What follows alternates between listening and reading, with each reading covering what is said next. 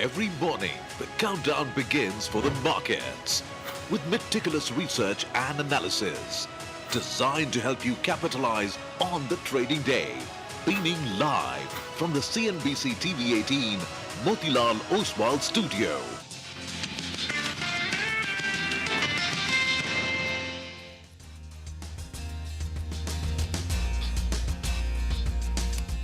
Good morning. You're with us here on a fresh new edition of Bazaar Morning Call. Tuesday morning, we're coming to you live from the CNBC-TV18 Motilal Oswal studios. Markets overnight got a bit of a lift. New record highs for US markets. What's in store here? That's the question. I'm Prashant. With me, my colleagues Reema and Survi. Guys, hi, morning. Hi, morning. It's more of the same, right, guys? I mean, global markets continue their all-time high records. Even in Asia this morning, the Nikkei hit that psychological mark of 45,000. So it's up and away. Hopefully, Indian bulls yesterday, they paused a little bit. Maybe they get back to their winning ways as well. Well, there's lots to track today. For one, the US-India trade talks. The US negotiator is now in India, so officially now trade talks will begin. Plus, you've got the NSE weekly expiry today. So there's lots to track before now. The GIFT Nifty is suggesting that it's going to be another quiet start to trade. Yeah, second Tuesday expiry, right? The second time. One, yeah. Okay, let's just take it from the top then in terms of what you need to know as we begin this fresh session. So, the big talking point in global markets, and actually it's not, I should put it the other way, it's not a big talking point, but it should be a big talking point. But it's essentially the Fed.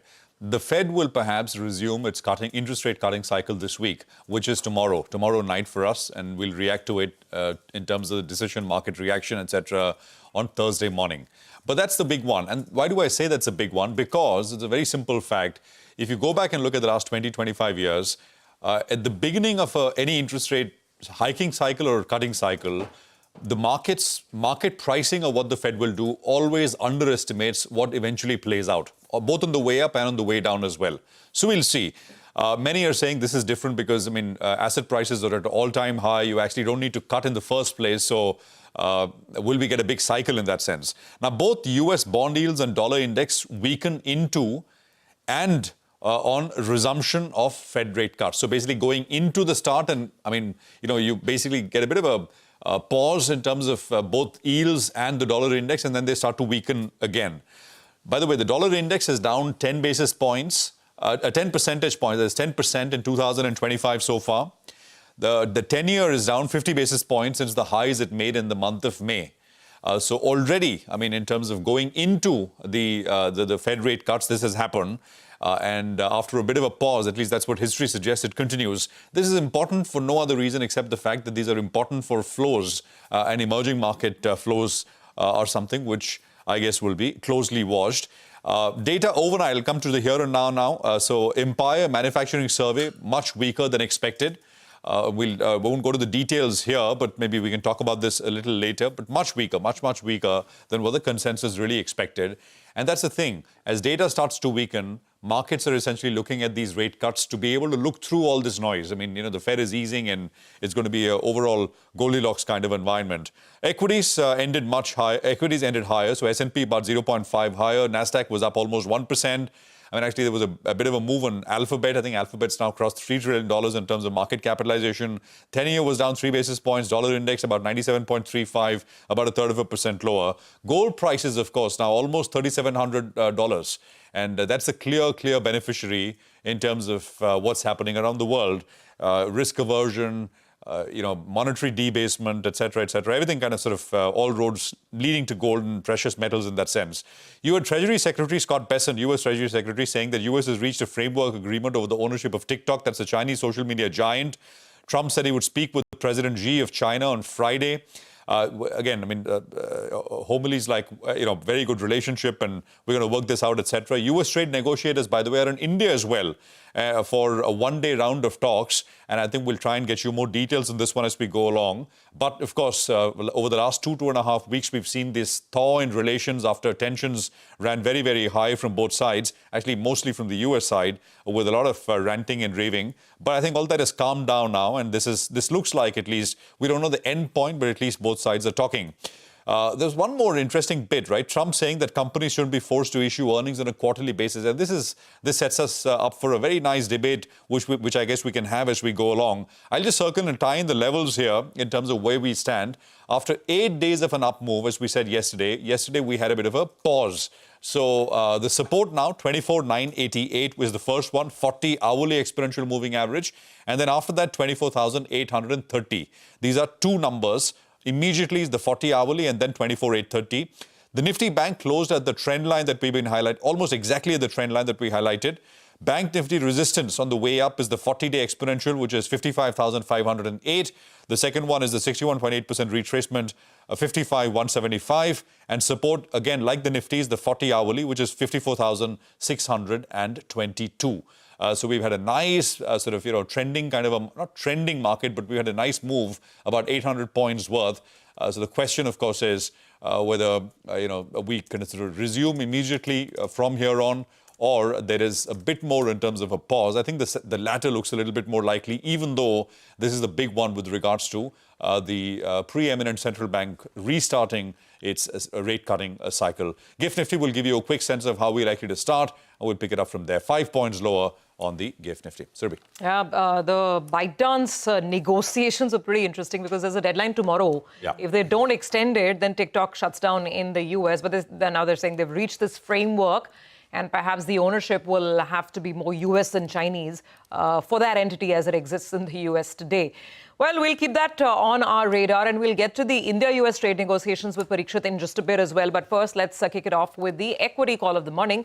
Sanjeev Prasad of Kotak Institutional Equities says the weak performance of the Indian market over the past year may seem surprising given the large euphoria among retail investors, several narratives that drove certain sectors and themes periodically, large fiscal and monetary support, and a weaker INR.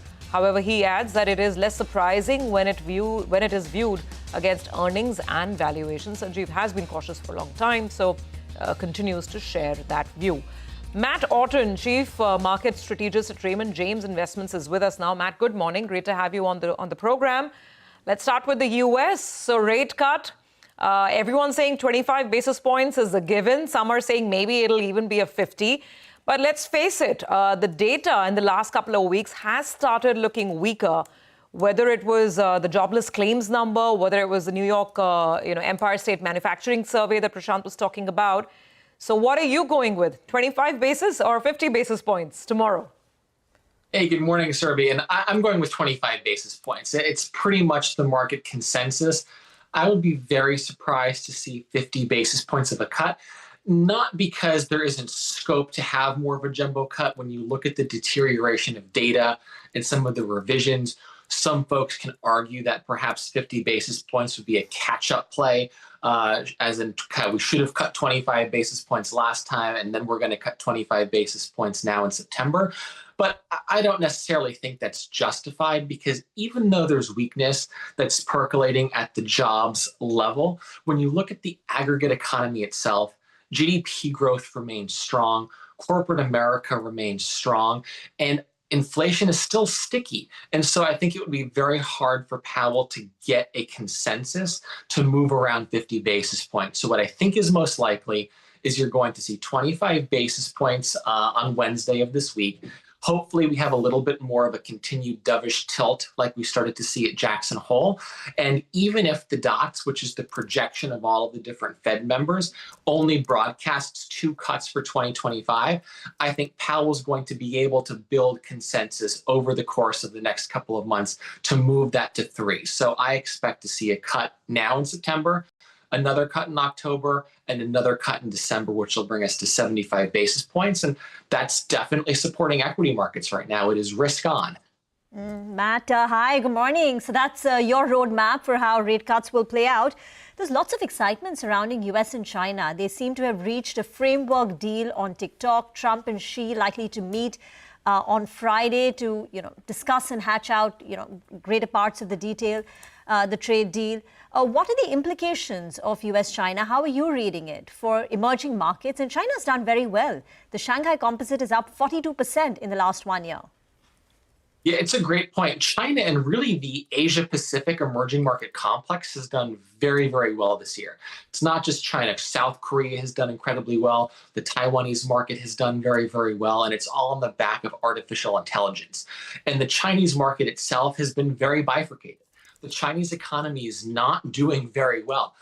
Tariffs have had a negative implication. The economy is still suffering from overhang with respect to the property market, but the internet giants are doing well. And Chinese making a pivot towards trying to develop a lot of semiconductors in their own country, not too dissimilar to what the US is doing, has certainly fueled an earnings expansion and a lot of enthusiasm, which has helped the market rally. So I've been leaning into China as a tactical trade.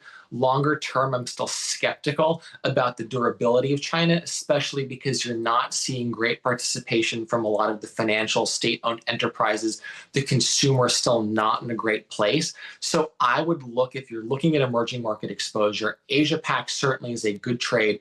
You don't want to lean away from that momentum, but there are other markets that you can complement that sort of exposure with that have cheapened, and India is certainly one of those. And while India has had its challenges, it hasn't been a full breakdown, and we're actually, I think, starting to see some green shoots with respect to the market trying to pivot higher. You're seeing a little bit of strength come back to some of the larger financial institutions and banks. That is encouraging. So there's a lot happening in emerging markets, and Fed rate cuts, like we mentioned earlier, help keep a lid on the US dollar. And that is also very supportive, I think, of further gains across the EM complex. No, lots happening. By the way, Matt, what did you make of the 6-month reporting compared to 3-month reporting? I thought it was a sensible suggestion, Matt. It's an interesting point, Prashant. It kind of came out of nowhere. And as an investor in the US, I think what I like about the US reporting cycle is that there's a lot of transparency. And so even if the SEC were to change things, there's going to be a long tail to this. It's not going to happen overnight, if it even happens, period, end of story.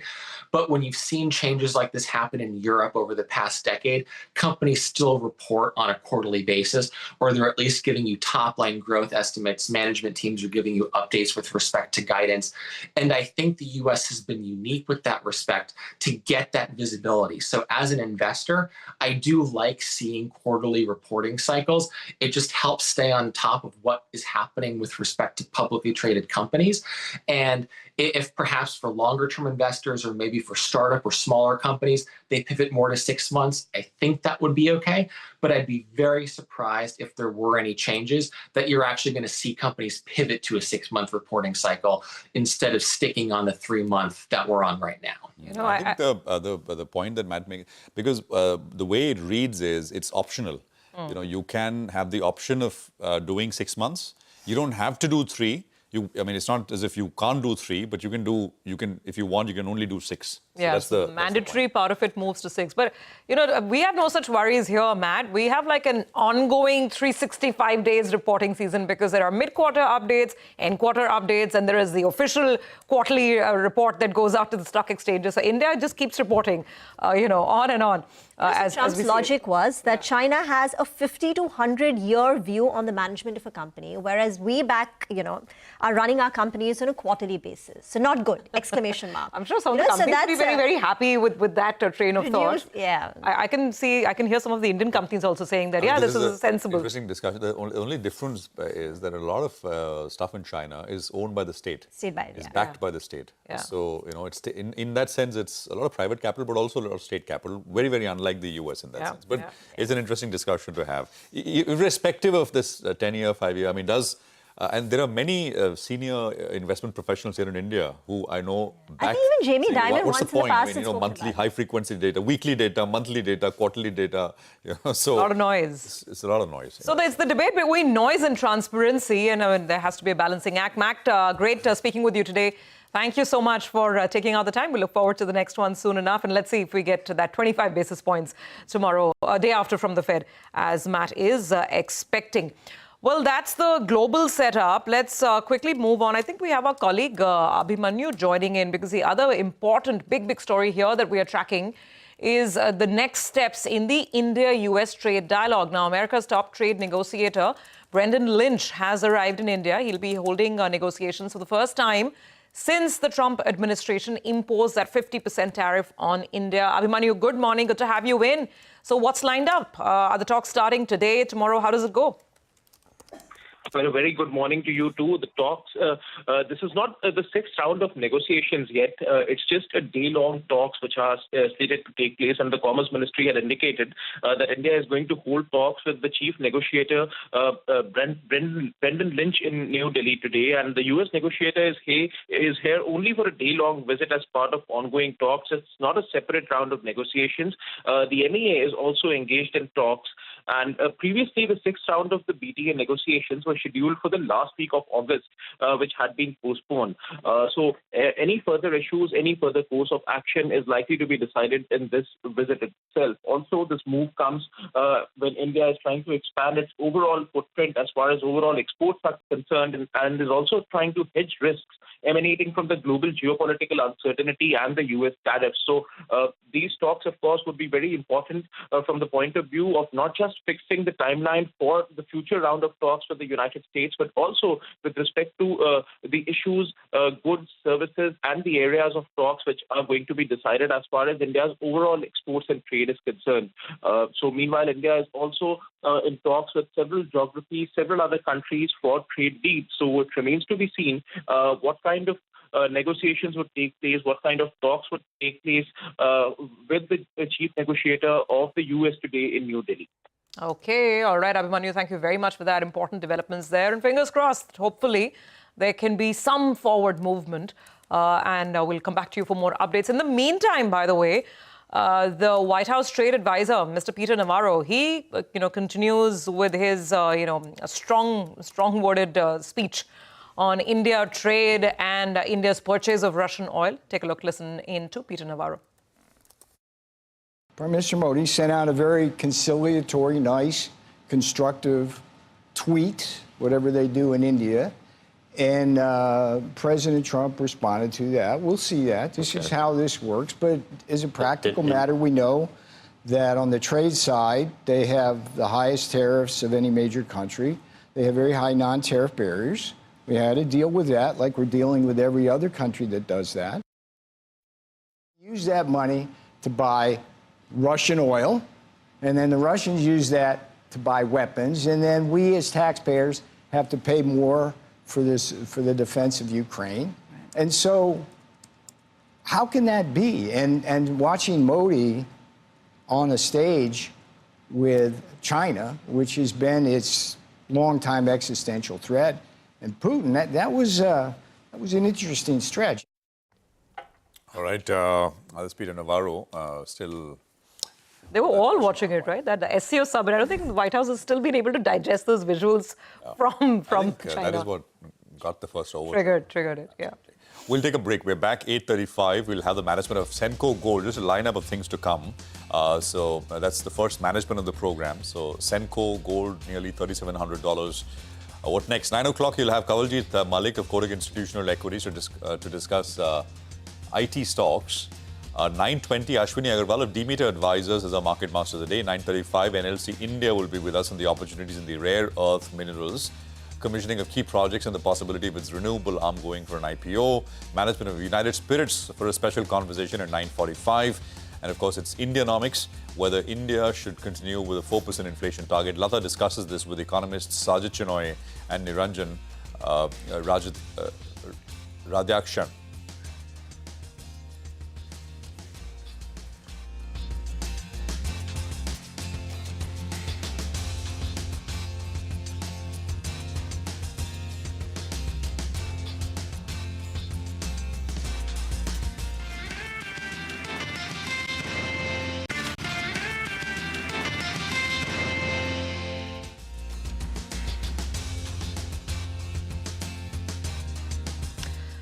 Welcome back. So cues across the globe actually are fairly positive. Asia has gotten a pretty good handover from Wall Street, where indices, Nasdaq, S&P, they were all hitting all-time highs, and most of the Asian markets are also up and about. The Hang Seng actually started positive. Now it's cooled down a little bit. Let's pull up the implied open, because the last time we checked it was like 4-5 points lower. Now it's about 10-11 points lower. So promises to be a bit of a quiet start, and then let's see which way the bulls decide to head. Well, plenty of stocks on our radar as always. So let's straight away get to our team for the CNBC-TV18, a list of top stocks to watch. Guys, good morning to all of you. We have, some fundraising action, some blocks, and some, of course, corporate news as well. Nimesh, you kick it off. Asahi India Glass, what's happening? Well, another day, another fundraising. So this time it's Asahi India. They've launched a QIP to raise up to 1,000 crore rupees. The issue size is 1.1 crore shares, and the indicative price is 844, which is a 500% discount to yesterday's closing price. The equity dilution will be close to 500%. I understand there is a very strong demand, so given the discount might open in the red, we need to see how the demand pans out. But another big fundraising, this time from Asahi India, and they're diluting 5% and raising 1,000 crores. All right. Nimesh, thanks very much for that. More coming up with Nimesh later. New order wins are what we are talking about. Vivek is here with this one. Vivek, good morning. Well, good morning. Quite a few order wins that were announced by various infra companies, capital goods companies, post-market hours yesterday. First on the list is NCC, a company bagged an order worth almost 2,100 crore. Now, this is from the Bihar government, and this particular order is for the construction of the Barner Reservoir Stream. Construction period of close to 30 months. Q1 FY26 order inflow was at close to 3,700 crore, and the consolidated order book now stands well in excess of 70,000 crore. Mishra Dhatu Nigam, or Midani, that particular company also announced an order win. Not too many details there, but it's an order win of almost 136 crore. Open order book position of Midani currently stands at 1,983 crores. So some positive order inflow coming in for Midani as well. Translane Lighting, well, a large company has announced bunched up orders, and one of the orders has actually come in from a new country in Africa that Translate was not working in earlier. So the total quantum of order wins is at close to 421 crore. FY26 order inflows has now crossed over 3,500 crores. And lastly, Sanghi Movers, again, it's got an order, and this is coming from various independent power producers. Order value is at almost 292 crore, and this particular order is for a bin balance of plant project, ordered to start in this particular quarter itself, and it's expected to complete by Q1 FY27. So you can expect the revenue recognition over the next 3 quarters. Thank you very much for that. That Asahi India that Nimesh was talking about. By the way, the QIP is coming in with the stock virtually at its 52-week high. The 52-week high was 901. The stock closed yesterday at 893, and it's done well, 30% up in the last 1 year. But moving on now to Ria for more on Bajaj Finserv and Canara Bank.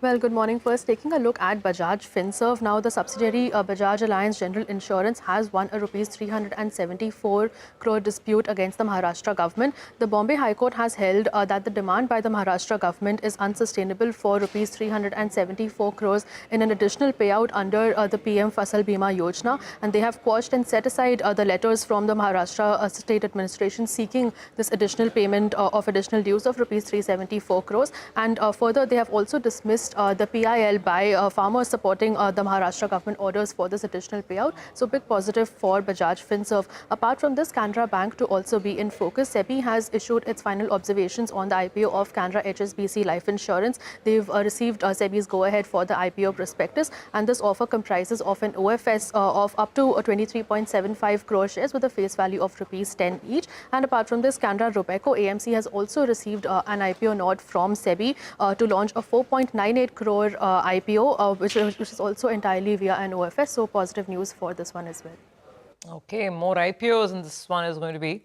a mutual fund coming to the market. Got it. Ria, thanks very much. So we'll keep Canara Bank on the radar. Let's head across to Vamakshi. She has rounded up a couple of names for us to watch as well. Vamakshi, good morning.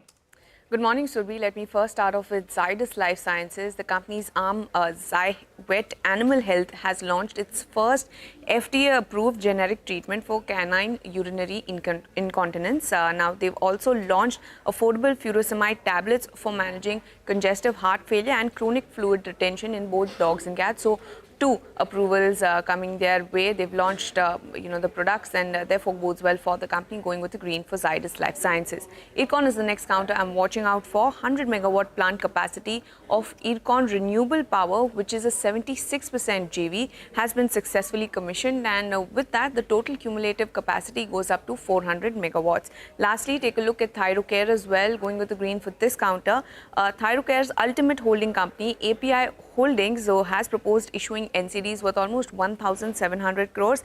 Now, keep in mind that they're doing this to redeem debentures by issuing these fresh debentures. Now, keep in mind that API had initially issued NCDs worth almost 1,545 odd crores.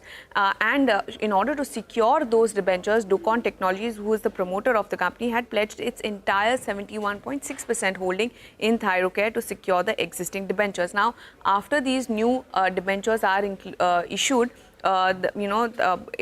Docon Technologies will use some of its shares in Thyrocare as collateral, and thereby the pledge will, they've said that the company will have a max pledge of around 61%. So thereby the pledge will likely come down from 71.06% to a maximum of 61%. Bodes well for the company. Green for Thyrocare.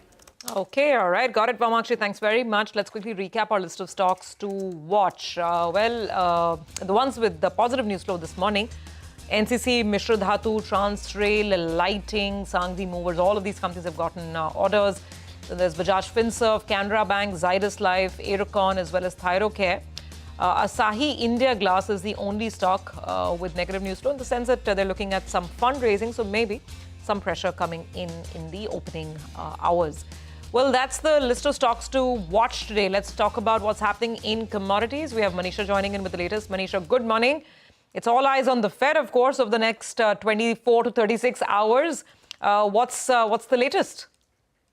Well, absolutely. The 25 basis point has been factored in as an cut, and that you can see in the various asset classes. $16 index declined to a 2-month lows, and that's exactly what seems to be supporting many of these commodities. So take a look at the gold prices. New record high in Asia right now.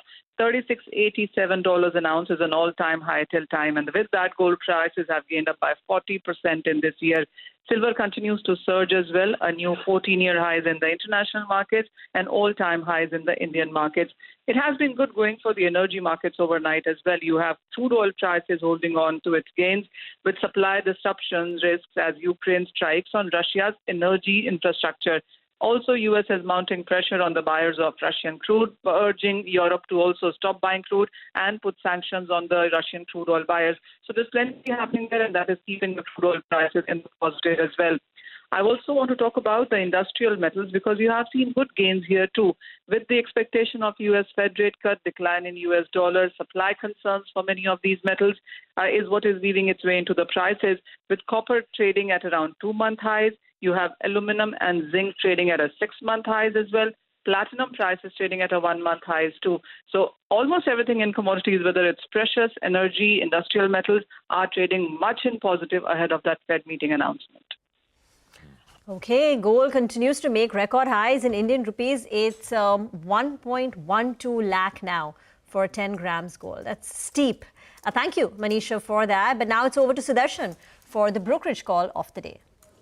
So first one is Asian Paints. CLSA maintains underperform call with a target of 1927 per share. It says that investors are turning bullish on an expectation of competitive intensity easing, but the comparison of key metrics done by CLSA suggests that Asian Paints continues to underperform peers and seeing the lower growth. And despite these underperformance, it's trading at a premium if you compare against the peers. And now it believes that ahead of the festive season, new entrants like GSPL Paints and others will get aggressive, and that will be a problematic area. Basically, it will continue for Asian Paints. That's the reason it maintains underperform call.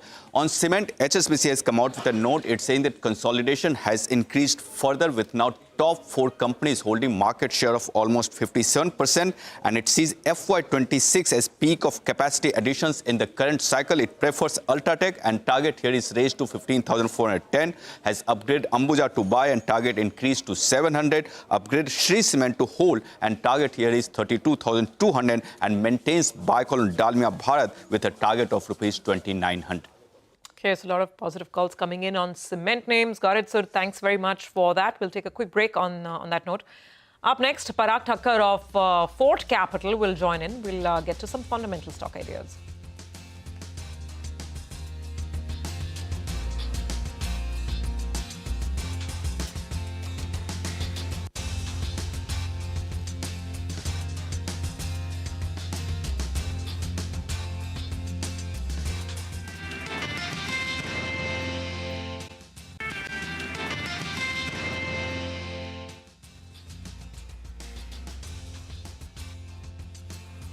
Okay, welcome back. There's about 30 minutes to go for the pre-open session. And we have Parag Thakkar now joining us with some perspective on markets. Parag is Senior Fund Manager at Fort Capital. Parag, good morning.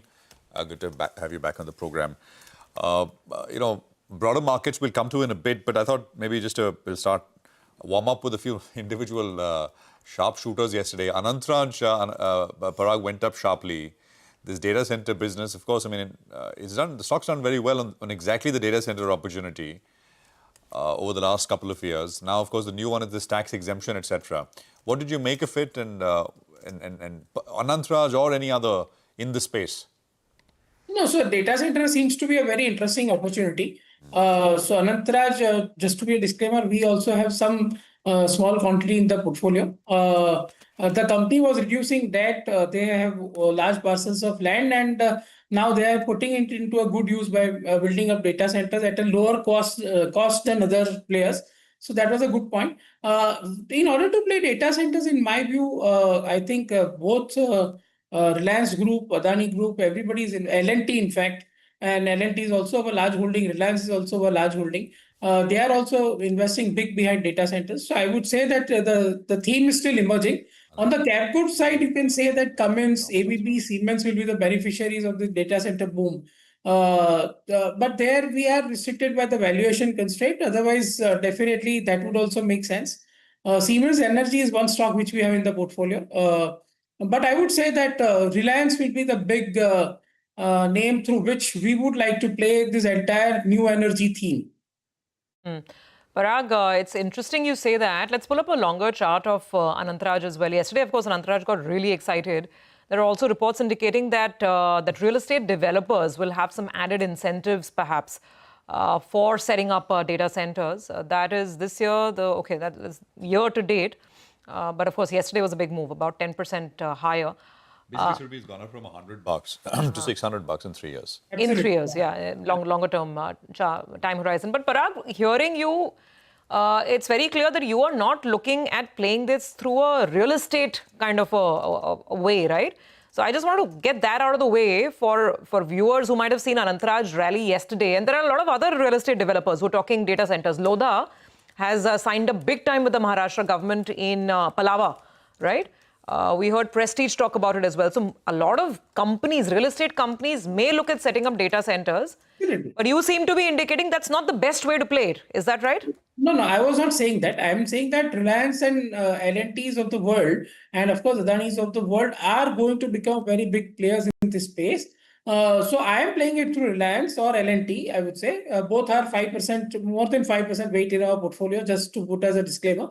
But I would say that real estate companies who have large parcels of land at good locations, they have right to win. Like what Anantraj has demonstrated, many other real estate companies can do. And we also own DLF and Oberoi Realty, by the way, in our portfolios.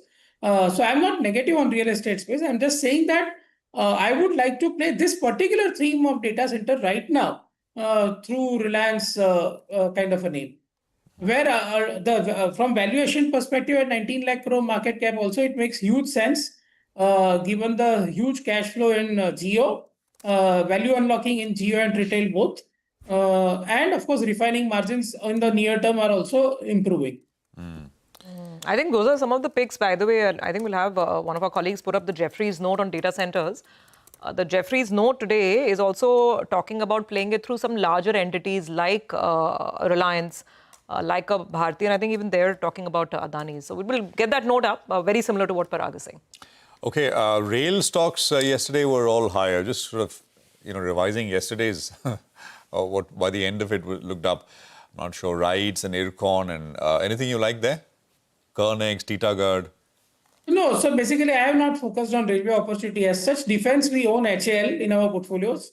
But I would like to say, see, L&T captures everything actually. If you ask me, yesterday they got that metro bullet train order also, right? So I would say that L&T captures, on one hand, in India, you can capture power transmission, railway, all capex which are going to happen. Plus, you can capture Middle East capex on oil exploration like Saudi Arabia, and huge orders coming from there. They have a 6 lakh crore order book. So I would say that, and this is a company which is very, very friendly to minority shareholders. So basically a professional driven company. So L&T is a large weight in the, and that actually captures the entire capital goods space. Apart from L&T, we also have some other stocks which are looking interesting at this level because of this US tariffs of 50%. The stock called LG Equipment, which is there in our portfolio, and we are planning to add on every dip. That company also supplies to railways, and it is compressors. So compressors go in every industry, almost every industry. You can see it's a very good business, debt-free company, super promoter. Very high quality company, and 40 times trailing for a cap good company like this, which has a huge history. It makes a lot of sense to buy on dips. Of course, right now, because 25% of their business is US, and that is having a headwind of this 50% tariff. So right now, it's a good opportunity. I'm sure US trade negotiators are here, and I'm sure that within the next 3 to 4 months, this thing will get sorted. Okay, Parag, request you to just stay on with us. We've got the first corporate discussion lined up for the day, and that's with Senco Gold and Diamonds. Suvankar Sen, MD and CEO of the company, is now joining in, and we'll focus on 3 key areas. 1, the sales sentiment on account of higher gold prices. 2, demand trends in the festive and wedding season. And 3, the impact of lower diamond prices on the business. Mr. Sen, thank you very much for joining in. You know, when we last spoke to you, you indicated that Q2 would be sort of mixed on account of Shraddh plus the festive season. There is Pujo, etc. So give us a sense. How has Q2 panned out vis-a-vis Q1? What is the kind of growth that we would expect? And does it change your full year growth estimates? Because gold continues to be on an uptrend. So see, if you look at the Q2, because of the gold being at all-time highs, the consumers have got a mixed sentiment. There are a lot of buyers that we are seeing who are having this expectation that the gold prices will move up furthermore due to the global uncertainties, and they are preponing their buying of marriages and all the other buying that they have. And there are these other set of buyers who are sitting on the fence, just waiting for the right moment. Maybe they are still hopeful that if there is any fall in the gold price, then they will come and buy, and especially with the festive season that is going to start 7-8 days from now. So in terms of the interest from the consumers, we are seeing a very positive interest, no matter what the gold price is. But if you look at the real numbers of volumes, we have seen that till now, if we look at the 6 months numbers, the YTD growth has been in the range of 15 to 16% till now. And this particular quarter compared to the last year's quarter, which was a quarter of duty cut, a quarter in the last year where we had the gold price falling and then rising up, this quarter looks a little challenging in terms of growth. But in terms of overall future planning, in terms of profitability, in terms of sales of more diamond jewelry, that has been a very positive number. As you rightly said, that the diamond prices have been on the lower side. And with this high gold price, people are shifting from, the 22 carat buying to 18 carat, 14 carat jewelry buying, or diamond jewelry buying for their day-to-day needs. And that is helping in the overall profitability scenario rather than the overall volume growth scenario. Yeah, no, absolutely. So just to, Suvankar, hi, morning. Morning. For the quarter so far, what is the growth you've seen at this point? Quarter to date? Quarter so far, if you look at the overall growth in terms of value, we have seen a very, a single-digit growth. So the growth hasn't been that substantial for this particular quarter so far. So that's been the, the way. This is sales growth. Yeah, the sales growth. Yes. Okay. So volume would be a lot lower, right? Because your overall value growth is driven by higher prices. So value would be what, low single digits in volume growth? Yeah, the value growth will be on the low single digits. So volume will take an impact. with what we are seeing in the consumer trend is that because the gold prices have moved by almost 10 to 15% in a very short span of period of about 10, 12 days, consumers are buying lower ticket sizes. The volumes are getting impacted. So the budget of the consumer hasn't increased to that extent. Yes, when you are seeing, people buying for marriages, there is a fixed budget. There they have to buy a substantial amount. But along with this, it is also the old gold exchange that is helping the overall numbers. So consumers are coming, they're exchanging their old gold, and that is also a factor which is leading to the overall sales number that whatever we are seeing. And that percentage of almost 35-40% is the old gold exchange that we are seeing from the consumer. But yes, the fact of the matter is at this high gold prices, volumes have taken a hit. Sorry, what is 35 to 40%? The exchange of old gold, 35 to 40%. So consumers are not only coming and buying against, paying in cash or check or credit cards. So 35 to 40% of your sales is led by exchange of older gold. Old jewelry that they are coming and exchanging and taking the new jewelry. Yes. Okay. And that number is increased? That proportion has increased substantially? That number has increased by almost, I would say, 10 to 15%. So usually we have seen a 38-40% kind of old gold exchange, but this particular quarter we've seen that going up to about 45% of the overall sales number. So that's been the kind of people coming and exchanging their old. Suvankar, the gold prices were $1,000 an ounce in 2008. To reach 2000, it took 12 years. 2020 we hit $2,000 an ounce. International prices. Yes. Right. 5 years. From 2000, we've gone to 3,600, almost doubled, right?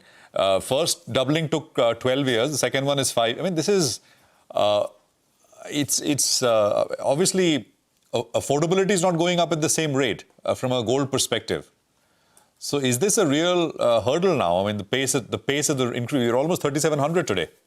So see what's happening, when we are talking to our consumers, they have accepted the fact that the gold prices is going to be in an upward trend.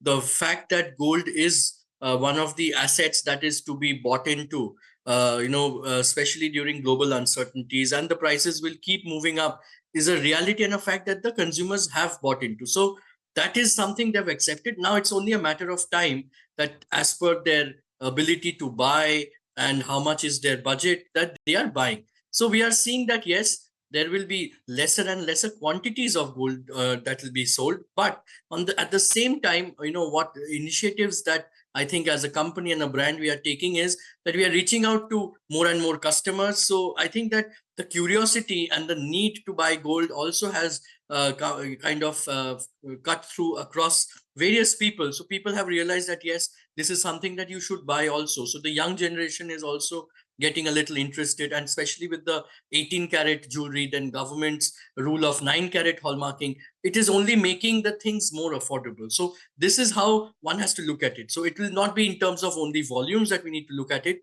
but also in terms of the affordability and how we are being able to spread across various consumer bases. Just some quick numbers. Is there a risk then to the 20% revenue growth forecast for this year and 7% EBITDA margins? No, I don't think so. If you ask me, just a particular quarter really doesn't impact the overall numbers. We are still very much optimistic. And historically, we have also seen that if any particular quarter becomes a little, comes under challenge, consumers, it's just postponement of buying. So they just wait. And then finally, when the wedding season will be in full flow and the Diwali and Dhanteras will be in full flow, then consumers will just buy during that particular quarter rather than the quarter that they have postponed their buying. So I don't see it till now, if you ask me, not a challenge on the overall growth numbers. All right, we'll leave it there. Suvankar, wishing you all the best. Thank you very much for joining us. Incredible run as far as gold is concerned. And actually, Manish Shokani was saying that over a 20-year period, in dollar terms, actually gold has beaten equities over a 20-year period, not short term. So, that's, of course, the big beneficiaries, jewelry companies and consumer brands have done very well. But, of course, gold finance companies have done extremely well as well. Muthoot Manappuram cases in point. We'll take a break. We're back. Technical trades with Sudarshan and Mitesh on the other side. Stay tuned.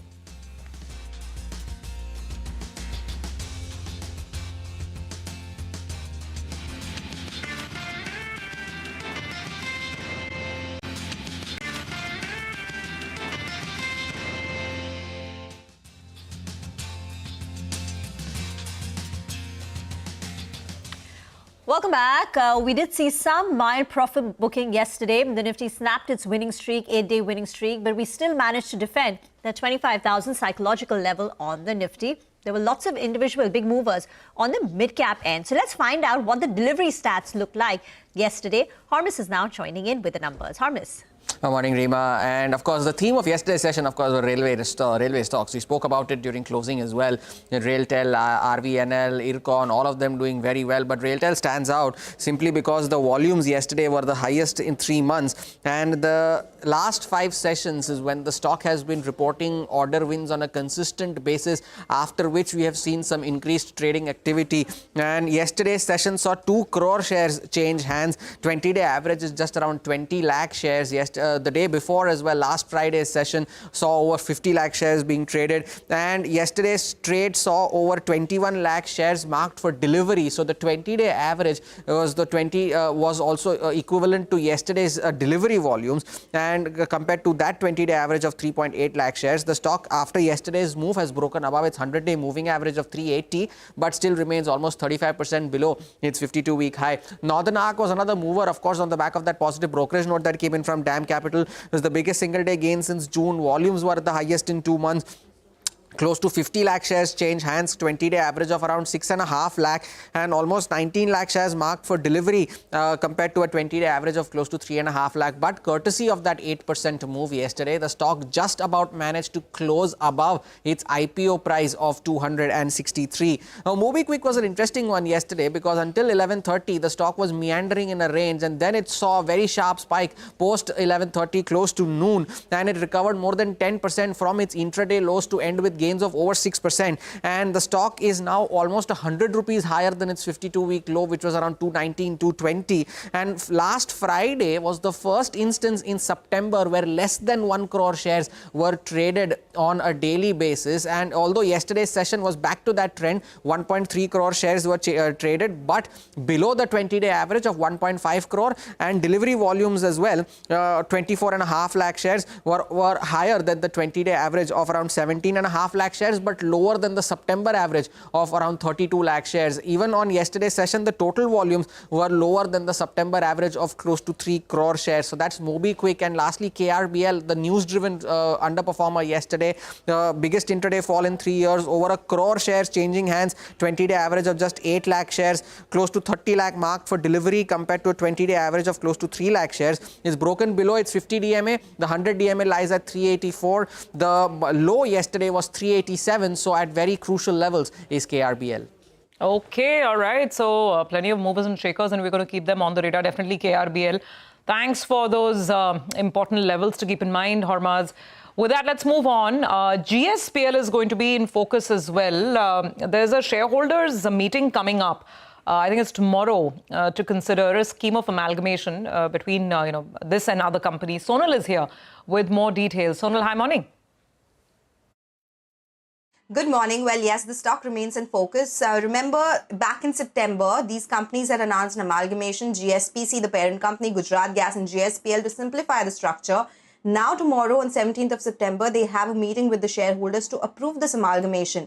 Now, do remember, the swap ratio was for every 305 shares of GSPC, the shareholders would be given 10 shares of Gujarat Gas, and for every 13 shares of GSPL, the shareholders would get 10 shares of Gujarat Gas.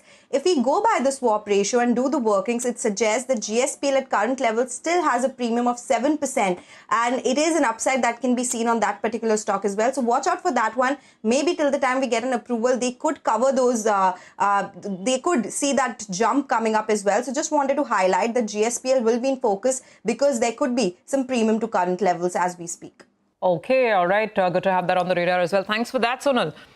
So GSPL ahead of the all-important board meeting and the amalgamation scheme that the companies will be discussing. Let's go forward and look at the technical setup of the market today. We have Sudarshan Sukhani as well as Mitesh Thakkar joining in. Gentlemen, good morning. Good to have both of you in. So let's start with the index itself and your views. Sudarshan, of course, you've been telling us that most dips are buying opportunities. It's become that kind of a market. What did you make of the action yesterday, and what's the advice for today on the Nifty and the Bank Nifty? Good morning. See, yesterday and Friday, the high and the lows were almost the same. So the markets have gone into a small trading range. Now, trading ranges usually resolve on the direction of the trend, which is upside. But my suggestion is that we never know. So for short-term traders, we've seen a very decent 400, 350 point rally from the entry point. This is a good day to exit your long positions. For positional traders, keep your stop at 24,900 and stay long. Today, I would not suggest buying on a dip. Maybe tomorrow we'll again start the trade. But today, exit or stop at 24,900. Okay, that's important. So stay nimble today and keep that level in mind, 24,900. Got it. Mitesh, morning. What's your approach to trade today? Yeah. Good morning. So, the idea is that the setup is definitely positive. What we have done is that we have kind of hit the supply pivot of 25,150 and mildly tapered. So after a rally, I think some kind of pullback retracement is likely to happen. I think that process is on. But given the fact that the structure is positive, I think any entry point closer to about 25,000 would be a very welcome aggressive buying opportunity on the Nifty. And keep a stop below 24,930 thereabouts. And I think we will not only cross 25,150, but I think even test the upper end of the zone at about 25,263.20 level. So I think the structure is positive, trade with a long bias, and any intraday declines should be at around proper levels used to buy into the markets. Okay. All right. And stock ideas, Mitesh, what's on your list today? I have a mix of buys and sell with more bias towards the buy calls. A couple of realty names, we saw that sector do very well. So I have a buy on DLF. Keep a stop below 764, 763 half year. Look for targets of around 800. Similarly, Brokerage properties are also showing signs of reversal. Yesterday, the volumes were good. So buy here with a stop below 2003 for targets of around 2100. The other stock on the buying list is Havels. Keep a stop at about 1578. Look for targets of 1630. And one sell call is Asian Paints. Some, 2-hourly, 3-hourly chart showing negative crossovers. So sell here with a stop at about 2527 for a target of around 2450. Asian Paints was the top Nifty loser yesterday. Sudarshan, what about you? What are your calls? Well, they're primarily on the buy side. See, we have RBL Bank, which is a buy with a stop under 268. RBL is a momentum trade. So if it doesn't work, don't wait, get out. I have two other options, which are not only momentum trades, short-term trades, but also positional ideas. Hoodco, Housing and Urban Development, buy with a stop under 219, and Prestige, buy with a stop under 1570. Both stocks are suggesting that a correction in them is coming to an end. So they're worth holding on to. And IOC is my last and fourth buying opportunity, stop under 142. Just one more name. If you can pull up GMR Power, went up some 10-12% yesterday. Huge volumes as well. I don't know if, Mitesh, you have any thoughts? We can pull it up and just look up the charts. GMR Power, 130. Sorry, that's GMR Power and Urban Infrastructure. Yes. I just bought the stock yesterday. There was a good breakout over here, so it won't be proper for me to comment. But obviously, it means that there is a bullish bias. Okay. But I'll refrain from making price. Understood. I think it's basically getting up to the highs we saw in April, which was about 140. It's been in a range for a while since late 2024. Let's see if it's got enough in the tank to break out of this one. Thanks very much, both of you. Appreciate it. We'll take a break. We're back. IT stocks in focus. Kawaljeet Saluja of Kotak Institutional Equities for a discussion on what's happening there and what you should be doing on the other side. Stay tuned.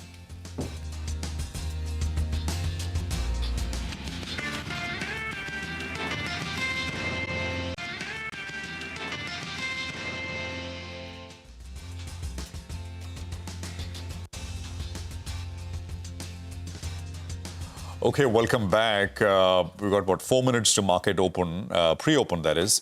Parag Thakkar is still with us. Parag, thanks for waiting. I just tossed that GMR question on the technicals to Mitesh. I don't know if you have any thoughts here.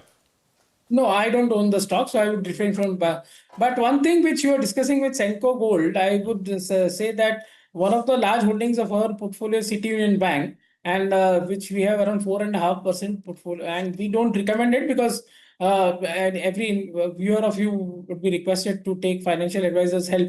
But I would say that 28% of the loan book is gold loan, and that clearly benefits from this gold price upswing. Very smartly, the management did convert this gold loan into a fixed rate book last year. So they have not been affected by rate cuts also, and it is growing at a very healthy rate. This bank is available at only 10 PE and 1.2 times price to book with 1.5% ROA. I think, and the NIM compression is minimal because of this 28% gold loan book.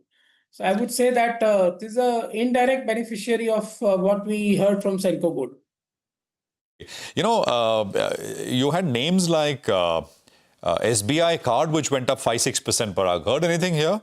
No, I don't have SBI cards. I have Geo Finance, SBI, ICICI, HDFC, and Piramal Enterprise in my financials, and I'm looking to add Axis, BOB kind of names also. I'm very bullish on financials from here on because I believe that NIM compression, which is going to happen for banks in Q2 and maybe Q3, is known to the market. While due to the impact of reduction of GST and upcoming ease of doing business reforms by government, I think credit growth will pick up significantly from H2 and mainly from Q4.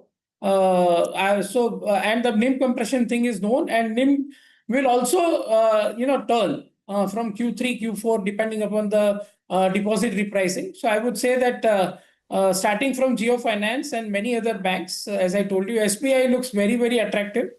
For example, below price to book, one-time price to book, if we count subsidiary values.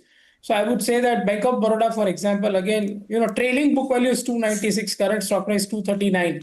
So I would say PE of 6. So I would say that I am very constructive on financials, and that is the way to play the rebound in the economy for next year, in my view. Okay, all right. So financials is one of the top calls. Got that, Parag. Finally, before we let you go, Parag, I mean, in a while we'll have an IT specialist also joining in. So we wanted to get your views on IT before we say goodbye today. So much has happened, right? From the Infosys, a big buyback, Tata Tech announced a small acquisition. How are you viewing this space? Whether it's, tactically from, a defensive point of view, or maybe mid-cap companies from a more offensive point of view. What are you doing and advising on IT? Well, I am sticking with the large caps only.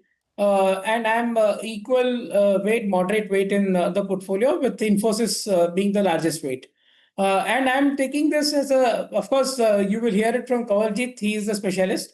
But I would say that at 4% dividend yield, 5-6% free cash flow yield, and with US cutting interest rates, logically, in my view, this is at least the stocks like Infosys cannot be ignored at this price. Okay, that makes perfect logic. Like I said, for to have a bit of a defensive tilt to the portfolio, large cap IT would maybe still make sense. But why you're not looking at mid caps at all? Mid caps or some of these new age technology plays, right? The market's hungry for ideas. Stocks like NetWeb or E2E networks. I mean, the market just wants to latch on to anything that can be new technology, anything that can be even remotely connected to AI. You're not too enthused by some of these themes? So I would like to say, as like I told, to play railways or to play capex cycle, I am more bullish on L&T and some small cap names like LG Equipment. Here also, to play AI, I would bet on Reliance kind of a name, or large cap IT companies like Infosys, because I don't get too much enthused with these new names. Of course, they can be good, and there's always I cannot have knowledge of all the stocks, but I can say that I would like to play it to known names, especially the new themes, where I have a complete confidence on management and capital allocation. Okay, Parag, we'll leave the conversation here. Thank you very much for joining in. Next up, we'll focus on the Indian technology space. And before we invite Kawaljeet Saluja of Kotak Institutional Equities, let's just quickly apprise our viewers of some of the recent developments. One, are we seeing increased aggression from Indian IT companies to go ahead and make acquisitions? So yesterday, we were talking about Tata Tech making the German acquisition of S-Tech. In the month of August, it was Wipro which acquired a Samsung subsidiary called Harman for about $375 million.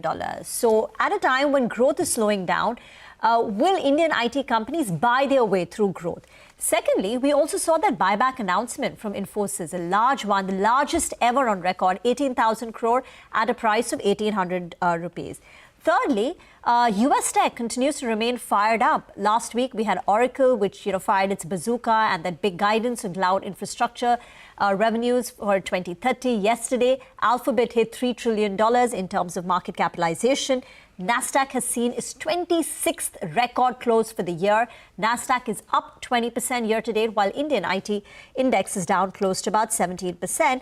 And finally, the debate on AI opportunity versus threat continues. And here referencing the Kotak note, which we'll discuss with Kawaljeet, they're saying that they believe generative AI can negatively impact revenue growth by 2 to 3%, at least for the next 2 to 3 years.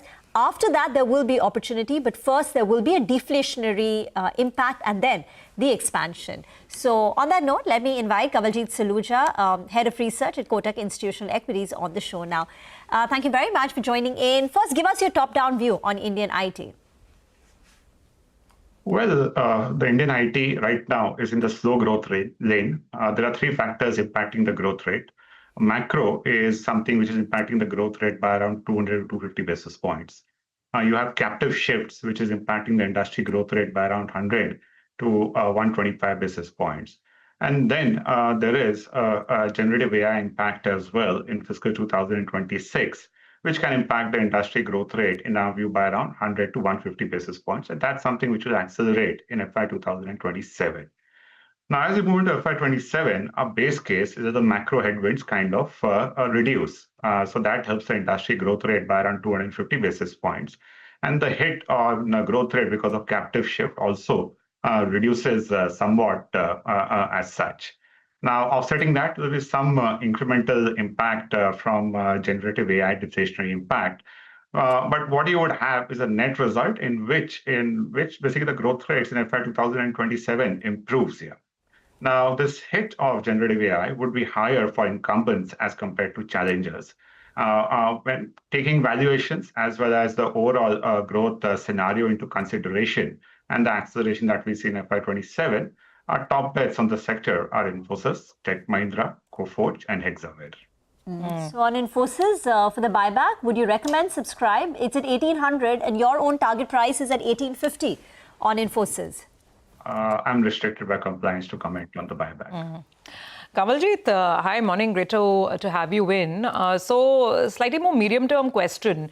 You were talking about the impact of generative AI on, large-cap Indian companies.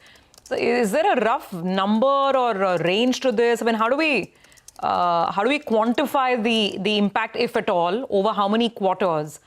That's my first question. I'll come to the second question later. But that one first. What happens over the next couple of quarters? Okay, so I think the question was medium term, but it switched to a couple of quarters. But I just give you a medium term perspective and the quarterly perspective both. So look, the impact on large companies will be higher because they're incumbents sitting with a large book of business, which is more amenable to deflationary risk as compared to the challengers, which will use this as an opportunity to make way with the larger clients and as well as displace incumbents as well in a few situations. So our view is that for incumbents, the hit of generative AI on the overall growth rate would be around 300 basis points for the next 3 years, starting fiscal 2026, accelerates in FY27, moderate somewhat in FY 2028 as such. The gross hit on the industry growth rate, incidentally, is 5%. But our base case assumption is that roughly around 5% per annum for 3 years. Now, base case assumption is the fact that to make the best use of generative AI, you need to invest in the data foundation. You also have to invest in modernization of core systems.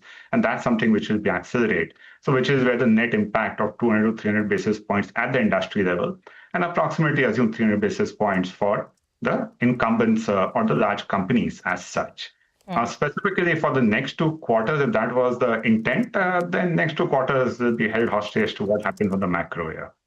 So, Kawaljeet is just rechecking what you're saying. The gross hit to Indian IT services because of Gen AI could be to the tune of 5%. Net impact, okay, and net impact on large IT services companies would be around 300 basis points, right? Yeah. So, let me just simplify that. 15% impact over a period of 3 years at a gross level. Now, to make use of AI, ultimately, you need to invest in the data foundation. You need to invest into simplifying of core systems. So there'll be some in reinvestment to make best use of Gen AI. That number would be around 8%. So the gross net impact is 8% over a period of 3 years, so 2.6% impact per annum. Within that, the larger companies will face a bigger impact, which is like a 3% growth impact. Whereas for challengers, the impact will be lower.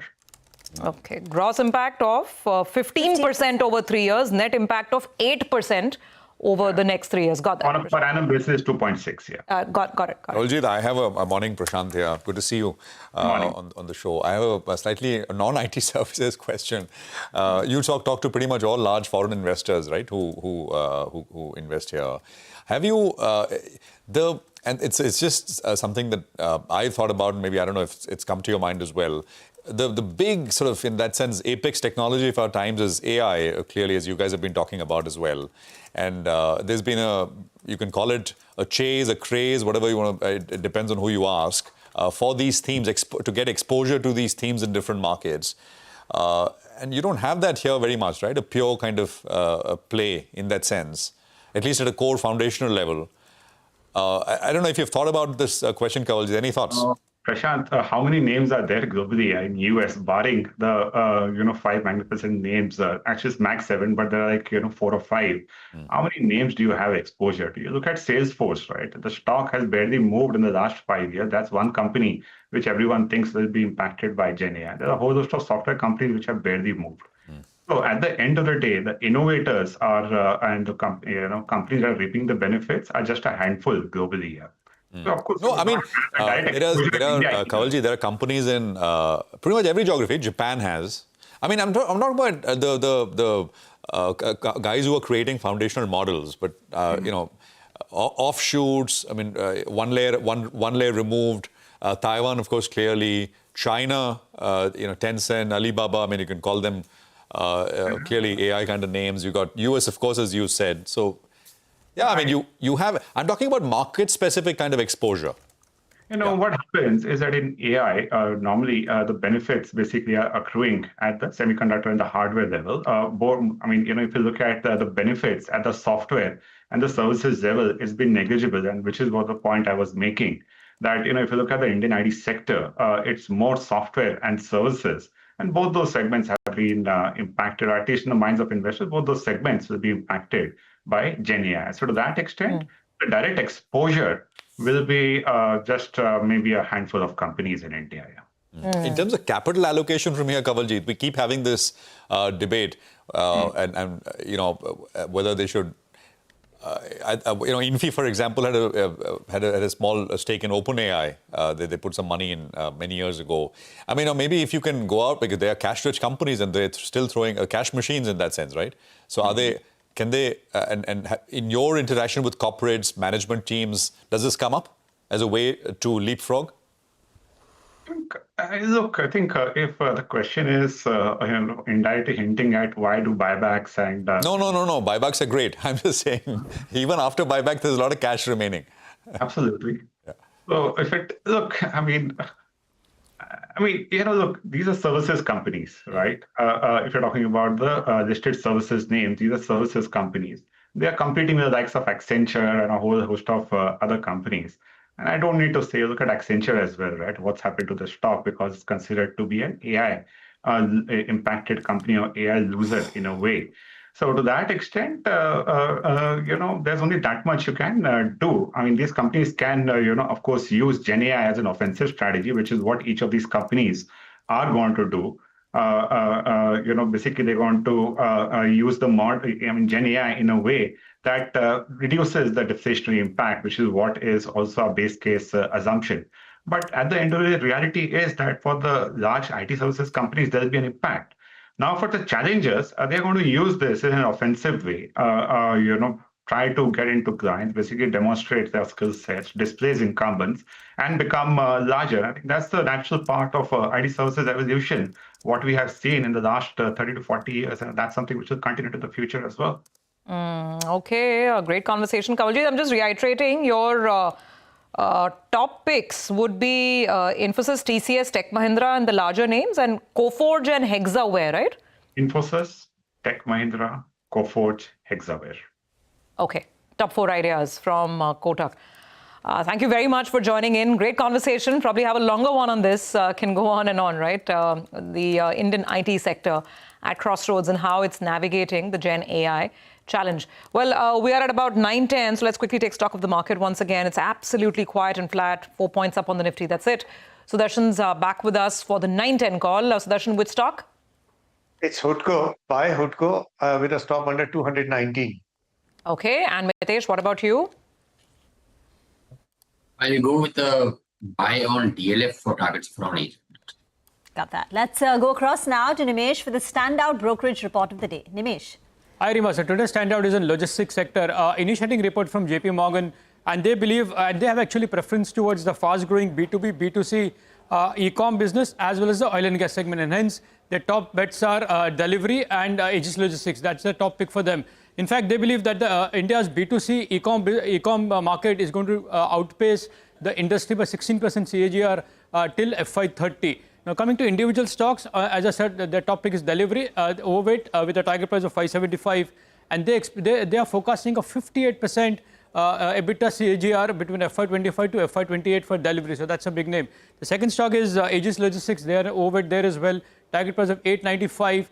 For Aegis, they believe that the company's capacity expansion, tie-ups with marquee clients, entry barriers, all this would mean that the re-rating will continue for Aegis Logistics. The third stock is TCI Express. They have a neutral rating there, target price of 750. While the worst seems to be behind for the company, but JP Morgan expects that EPS growth will be a bit of a challenge given the landscape changes. And the last name is Concord. They've resumed coverage on Concord with a neutral rating and a target price of 590. But the stock has re-rated recently. The earnings have been a bit disappointing. And at current valuations, the risk reward is balanced. So a neutral rating there. The top picks for JP Morgan within the logistics sector is delivery as well as Aegis Logistics. Yeah. Got that, Nimesh. Thanks very much. By the way, Aegis went up sharply yesterday. Aegis Logistics was higher by 7%. And today, this morning, it's kind of absolutely flat. The pre-open, of course, has come to an end. So maybe it's time to just take a quick review of the stocks we put out in the morning in terms of stocks with news flow, etc. Asahi India Glass QIP. So we got about 1.5% and a quarter gain coming in this one. There's order boost for NCC, Mishra Dhatu, which Vivek highlighted. And those are the stocks, 5 and 1.5% higher. Transrail Lighting is another one which had come up, 2.5. Sangvi Movers about 4% or so. And there were other stocks with in focus. There was Bajaj Finserv, Canara Bank, Zydus Life with that drug approval. So a bunch of names in focus. Ircon and Thyrocare are the other two, the last two which are coming up. They're all actually flattish to slightly higher, except one or two, which have got 3-4% kind of jumps this morning. So this is on the back of, news flow and brokerage calls, etc., that we've been putting out since 8 o'clock. Absolutely unchanged, flattish, 4.5 odd point change in the Nifty. We're about 25,070 on the index at this point in time. First rates will come up on your screen, and we'll look at indices, then go down into stocks. What do we have? The bell should go off. There we go. So 2586, 2580, unchanged. Nifty Bank for now is blinking red and green, but slightly higher, maybe slightly better than the Nifty at this point. We'll see. The Sensex on your screen, 81,870. And of course, the mid and small cap indices both did better than the large caps yesterday. So 0.5% of the small cap index and the mid cap index is also up about 0.25% or so. So it's a quieter start. Yesterday was quiet all told, and I think today, this morning at least, something similar. 30 points now on the Nifty, 0.12. That's a Nifty heat map. Bulk of the Nifty 50 names are all starting in the green. Asian Paints for the second day running, I think, is down in terms of down the most on the Nifty index. Adani Enterprises at the other end, Bajaj Finserv, etc. as well. Surabhi.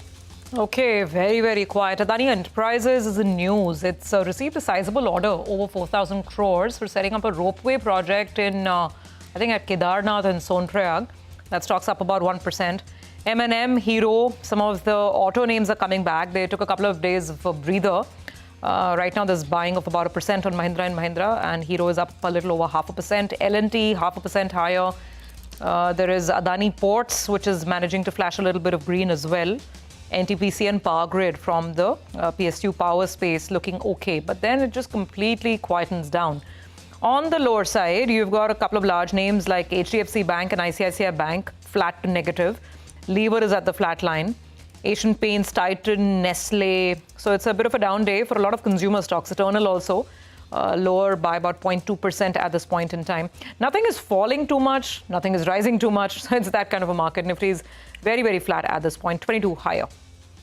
Well, mid-cap index absolutely unchanged. The big winners are some of the ones with order wins. So Sangvi movers 3.5%. NCC starts off trade with a gain of 3%. Mishra Dhatu higher. Transrail Lighting 2 has a green tick at open. KRBL rebounds after the 10% gash yesterday. United Breweries in focus. There is a JP Morgan note, overweight.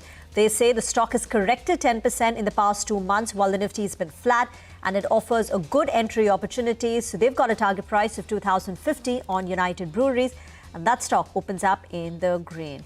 Other movers include, I think there is a company called Sigachi that's higher. GMR Power up for the second day in a row. Yesterday, stock was up nearly about 10%. It's followed it up with another 3.5% gain, 22% rally from the start of this month. So GMR Power continues to be in focus. Anant Raj sees buying. Yet again, that's the data center play that the street's excited about. One Mobi quick on, should be on your radar for the kind of volumes and price action it's seen. And today, that stock is up 2%. On the way down, railways are seeing some profit booking after yesterday's run. IRDA, Aircon, RVNL have opened in the red. Apollo Microsystems too. Stock which has seen a 180% surge this year is now down close to about 1.25%. And Asahi India QIP has been launched and the stock has opened. They're planning to raise about 1,000 crore rupees. Let me rephrase that. And the stock is down close to about 0.5%. Very, very quiet opening, unchanged. Yeah, no, absolutely. And so far, nothing on it. So 25,090 on the Nifty and 81,870 on the Sensex is where we are at. So those are changes. Ashwini Agarwal is with us, founder and partner at Demeter Advisors. Ashwini, good to have you with us here. Thanks very much for your time. From the last time we spoke, and I think the market's it's moved from one end to the, it's not a very large trading band, but from the lower end, we've kind of moved to the upper end. So does the band still hold, and will we kind of continue to move within this up and down a little bit? But single stocks, of course, we've seen very large moves in 2025 as well, even as the Nifty is only up about 1% YTD. What are your thoughts, Ashwini? Morning, Prashant. Good to see you again. My sense, as I said, last time when we met, is that we are stuck in a narrow band. We need some time correction because valuations are expensive. And on an aggregate basis, Nifty doesn't really have a lot of room to move beyond this 24,000 to 26,000 range. I continue to be in that frame of mind, but I'll make two corrections. One is, I think the government's response to the higher tariffs from the US by way of cuts in GST rates and rationalizing of the GST rate table is actually a very big positive. And I am hoping to see a significant revival in demand as the year progresses. Addition to that is that liquidity conditions are reasonably benign, and especially in the microfinance area and unsecured credit, where there were significant brakes applied in the calendar 24, you should start to see more easing up of credit. So, you take the two together, and I think second half of financial 26 might see some revival in consumer demand. And that, to me, is actually a positive on the overlay that we had spoken about the last time. Coupled with that, we have the US trade representative in India today. There are hopes that India will revert to a lower tariff of about 20 to 25% as opposed to 50% that's being levied right now with the US as the year progresses. And if that happens, that will give the market another leg up. The question that I'm struggling with is that we are seeing a huge amount of paper supply via IPOs, offer for sales, and promoter sell downs. And there are no foreign flows at all. So the domestic market, which is reasonably price agnostic, in its approach is absorbing all the paper. Can this last, and how long can this last? That's the question that I'm thinking about. It's a very valid question. We all wonder, Ashwini, but I guess at last still retail investors give mutual funds 30,000 crores every month. That's just in SIPs. The overall numbers have been even better, between 35 and 40,000 crores. So let's see, and fingers crossed how on that. But, while we are obviously talking about the market being very sideways, I was looking at some large cap names. Forget mid caps and small caps. I mean, Maruti is up 40% this calendar year. So who is to say that we are in a sideways market, right? And even the other one, look at Eicher. Eicher's up 42%. And these are large cap names.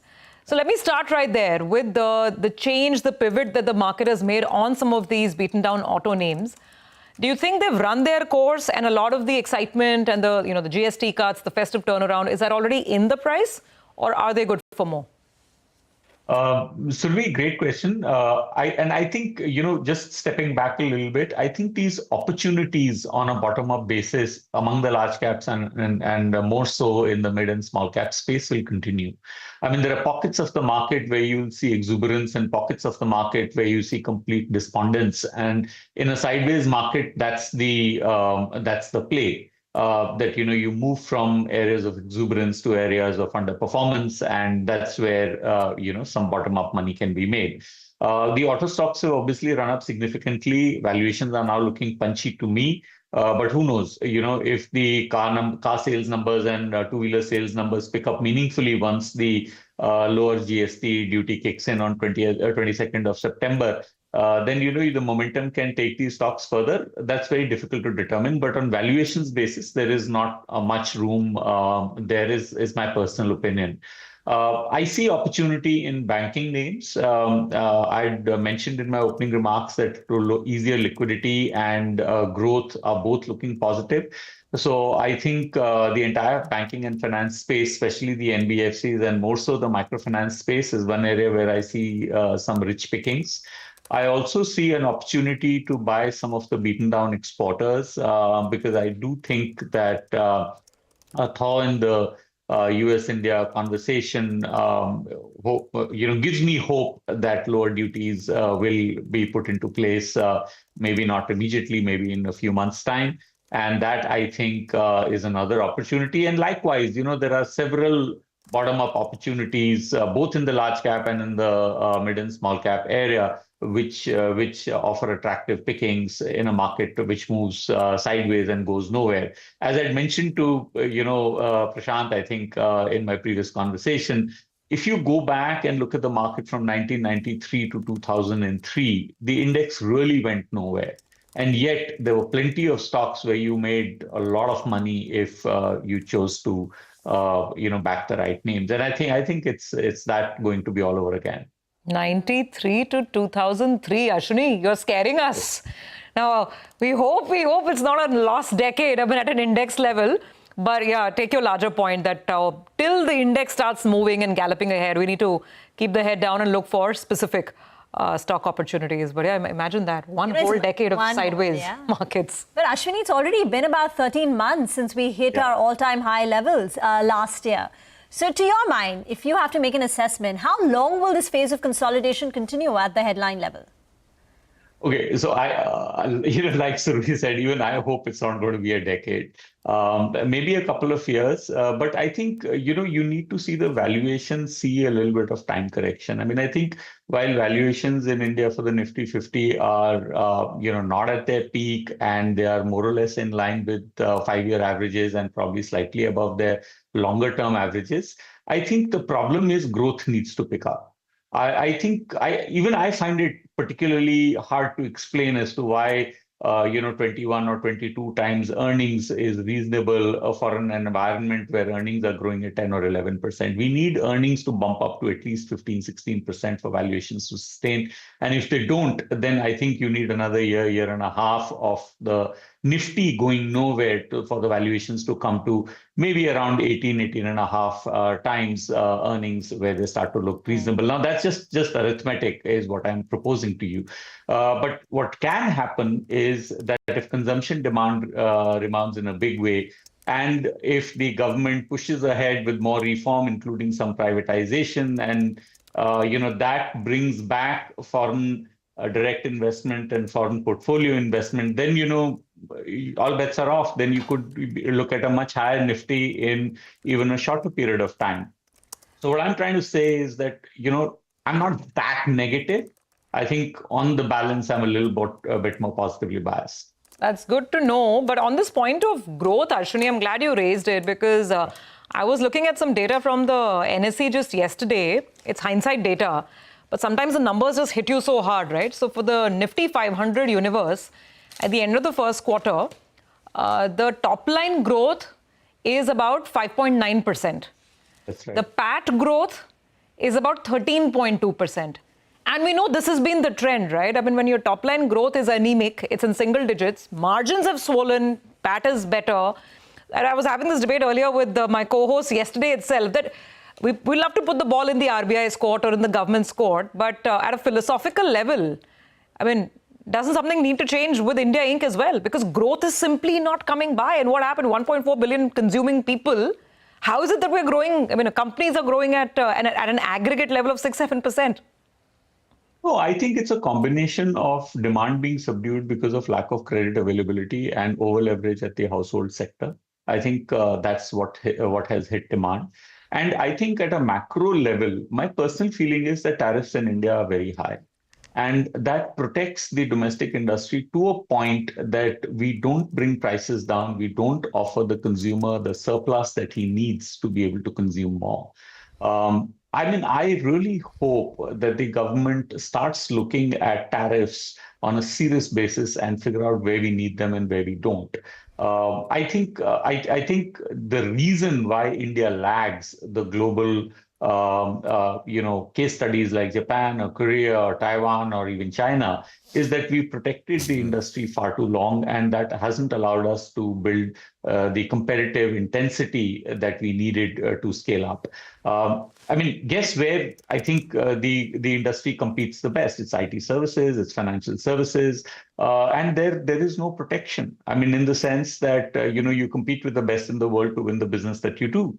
But in manufacturing, I think significant amount of tariff controls need to be taken down. That's my belief. So let me put it out there. Yeah. The earlier point about the credit. I think credit is put differently. The financial institutions are not stressed, but maybe their borrowers are a little stressed, right? Ashwini, and that's sometimes what we hear. You are intimately familiar with the textiles business, and I think you sit on the boards of one of them. And with what's happening now, Ashwini, and this was a segment which was hard hit because against expectations, things went completely south. But hopefully it'll get resolved. Do you think these are good levels to look at some of these businesses?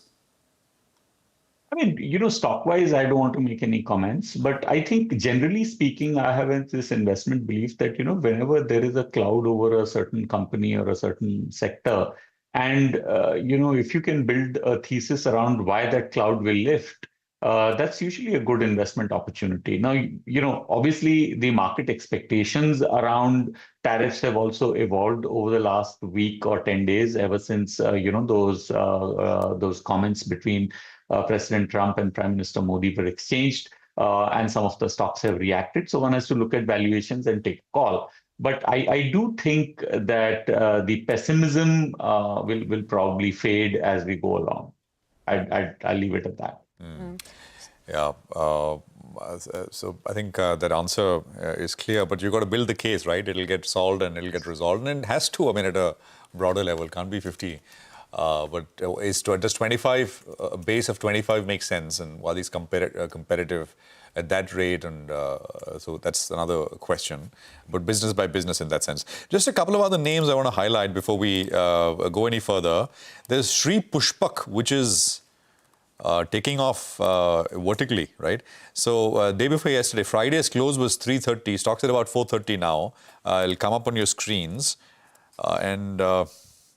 So it's it doesn't come up in the top volume-led gainers list, but it is. That is Sri Pushpak. It's the third largest volume-led gainer on the NSE. across the board. Number 2 is Segachi, number 1 is Anantraj, but those are much smaller price gains, 2% and 3% gains. NTPC Green is another one which is coming up with about a 3.33% gain. So it was not there when we started, but now in the mix. Reddington is up about 5% or so. And GMR Power, we discussed earlier, 2% on GMR Power after yesterday's sharp move in the green. Indocount is coming up with about, that's a textile name, 9% on Indocount, 305. KPR Mills is up about 6.5%. We were talking about this pack with Ashwini on the textiles front. So you got 2 of these names with some of the largest volumes right now and decent price gains as well. What else? I mean, JK Cement, there's Walkhard, Medanta is up about 3%. These are all Cross, that is KROSS, which is up about 4% or so. So, enough and more names which are starting the day in the positive. 4:1 is the advances to decline ratio at this point. By the way, the largest loser is the largest volume-led decline is BSE. BSE is down about 1.6%, 1.7%. So about almost a million shares, nearing a million shares in terms of volumes. And the other one is Ixigo. I highlighted this around the same time yesterday as well as a very large volume-led loser. It ended down about 6%. It's down another 6%, Ixigo. But, context is important. Even with the 12% knock last 2 days, stocks up 60% YTD. So high this year is 330. It's down to about 270 odd rupees or so as we look at things. Ashwini, and these travel names, any thoughts? Ixigo, of course, is the newer lot, but there are so many others, right? As a theme? I think travel, entertainment related consumption will continue to do extremely well in India. I mean, I think hotel companies, hotel rates are crazy. I was going to be in Bangalore and looking at hotels, and there's nothing available for less than 35,000 rupees a night. Similarly, in Delhi, any decent accommodation, is 25,000 rupees plus. So I think hotel stocks, generally speaking, will continue to do well, and so will travel and the airline duopoly story. Of course, we all know. So I think travel-related consumption will continue to do well. I think there are stocks out there which will look very interesting to me. Unfortunately, we can't discuss names, but yes, that's a place I'm looking at. Okay, all right. So travel, tourism, some exporters. So we've got some clues, some ideas there. Thank you so much, Ashwini, for joining in. Good conversation, and we look forward to the next one.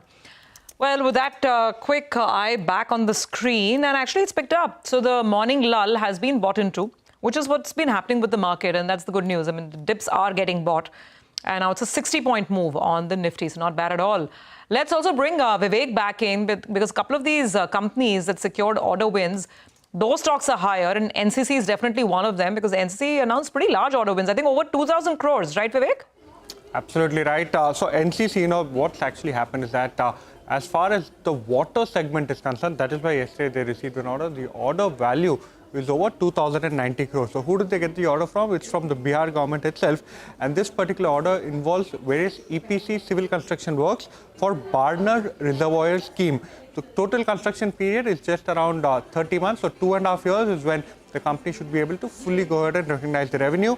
What we need to keep in mind is that the Q1 FY26 order inflow was just around 3,660 crores. So this particular order is almost 50% of the order inflow that the company received in Q1. Consolidated order book right now very strong at over 70,000 crores at the end of Q1. NCC, on the back of very strong order wins, is in focus today. Okay. All right. Got it. Thanks very much, Vivek, for that. Let's move on now and look at the next corporate discussion that we have for you. NLC India has signed an MOU with Kabil to collaborate in critical and strategic mineral projects worldwide. Mr. Prasanna Kumar Motupalli, Chairman and Managing Director at NLC India, is with us. And of course, we want to discuss 3 key points: the rare earth opportunity for the company, how this collaboration with Kabil will work. And of course, we want to understand the updates on the commissioning of certain key projects as well, and the status of the company's upcoming IPO of the renewables business. Mr. Motupalli, thank you very much for being with us. So let's start with rare earths first. Tell us more about this association that you've done with Kabil, because in the past as well, you've said that you will be looking at rare earth blocks, perhaps sourcing them from African countries like Congo. There is also, I think, an alliance or a tie-up with the Bhabha Atomic Research Center to look at what you can do with fly ash. So tell us exactly where you are and how will this particular alliance with Kabil work? Madam, as you know, NLC India is having experience of more than 7 decades in open cast mining. And to leverage that experience and seeing the potential of critical minerals and rare earth elements going forward for the energy transition as well as the renewable integration. Since beginning, we have been participating in the auction process of different branches of the government. And in the last auction, we got 2 critical mineral blocks in the state of Chhattisgarh. They are of phosphorate and limestone, and the activities are in fast progress. Similarly, we want to, seeing the potential of critical minerals and rare earth elements, we are exploring the possibilities of having the mines abroad. And in this process, we entered an agreement with Kabil and as well as IREL to explore the possibilities in different countries. So, as you rightly said, we explored the possibilities in Congo and other places also, and Mali also, and things are in fast progress. But sir, we'll need some more specifics if possible. So when you say explore possibilities, basically this, this I think it's JV, right? So Kabil and you together will go and look at bidding for mines, is it? So how much? Yeah. So how much money has been put aside for this? Have you already identified assets? I mean, how close are you for the first asset to come into your fold?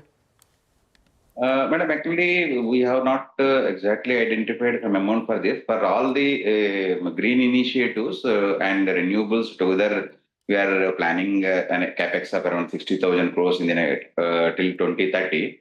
And whenever opportunity comes, we are ready to take up the opportunity and take it forward. So this investment with Kabil is a part of the 60,000 crore capex, or it will be over and above? Actually, it is over and above the 60,000. It's RE and green initiatives is 60,000, and over and above that, it is whatever we invest in other countries. You know, sir, I read in a report that you are looking at producing 1 million tons of critical elements. Now, I don't know if all of this is rare earth or, generally critical elements over the next 5 years. Is this a correct estimate? And also give us some revenue. Yes, sorry, go on. As per our corporate plan, we are targeting 1 million metric ton of critical mineral ore by 2030. That is in that direction, we got 2 critical mineral blocks in the state of Chhattisgarh for phosphorate and sir, the revenue. Okay, got it, sir. Got it. So this is your declared intent. What is the revenue that you will perhaps make either this year or next year? And what is the revenue implication? Over 5 years, how much revenue will get from the sale of rare earths? Madam, it is just we started taking the mine and starting the exploration activities. So at this point, immediately we will not be getting any revenue out of it. And by 2030, by sale of this 1 million metric ton critical mineral ore, the revenue will start at that point of time. Not immediately, any revenue will come from this source. Okay. What kind of JV will this be? 50-50? Have you worked out how will the revenue be shared, the investments be shared? All those details are yet to be worked out, madam. It is just we signed an MOU with the Kabil for taking this activity forward. Okay, and sir, what's the final question on this, and then we'll move on to your other projects. What is the timeline? By when are you, can you give us a timeline? By when do these rare earths come into India? So that's what I told, madam. This target is 2030. Before that, I think we want to complete that project. Okay. Sir, just getting back to business then, your Ghatampur Unit 2 was expected to be commissioned by September end. Is that on track? Also, if you could update us on Unit 3. Madam, the Ghatampur Unit number 2, already the oil synchronization is done. We are in the fast progress for commercial operation. There may be a delay of a week or two. Otherwise, the project is on track. And the unit number 3, we are targeting the commercial operation by December end, and we are on track in that also. Got that. And the Talabira power plant commissioning timelines? Talabira power plant, we are going for 3 into 800 megawatt. Already order is placed on BHEL, and the mobilization started at Talabira. And the first unit will come after 52 months in the financial year 29-30. Okay. Got that point, sir. Finally, just tell us about the timelines for the renewables IPO, the process, and how that's moving along. Regarding this renewable IPO, the transfer of the assets from NLC to NIRL, the tax exemption we already got from the government, and we are taking this activity fast forward. Recently, we got cabinet approval for this 7,000 crores transfer also. So we are taking it in fast forward mode, and we are expecting by the second quarter of the next financial year, the IPO will be coming. Okay, so Q2 of FY27, we should have that. One final point, the capex outlay that you have shared with investors is, I think, 1.16 lakh crores. That's over a long period, 5-year period till FY30. What is the capex looking like for this year? This year, the capex will be around 9,000 crores, 9,000 to 10,000 crores. And from next year onwards, it will be around 15,000 crores, and subsequently it is 25,000 crores. Once our Talabira Thermal and our Neyveli 2 into 500 megawatt, they start activities, then our capex will further improve. Okay. All right, Mr. Motpally, we'll leave it on that note. Thank you very much for joining in and giving us a lot of those details. That's NLC India, looking at more alliances, looking at global sourcing of rare earths, including, of course, more sourcing from the African continent as well. Well, with that, quick check on the markets before we move on.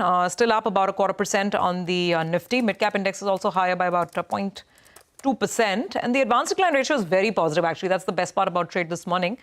You've got almost 2,000 stocks advancing on the NSE and less than 600 declining stocks. So it's not bad at all. Indices are quiet, but beneath the surface, stocks are going ahead and doing their own thing. I think we do have to take a very quick break on that note. Let's do that. Take that break, come back on the other side. And when we come back, we'll get you an exclusive conversation with the management of United Spirits on how they're looking at the rest of this year.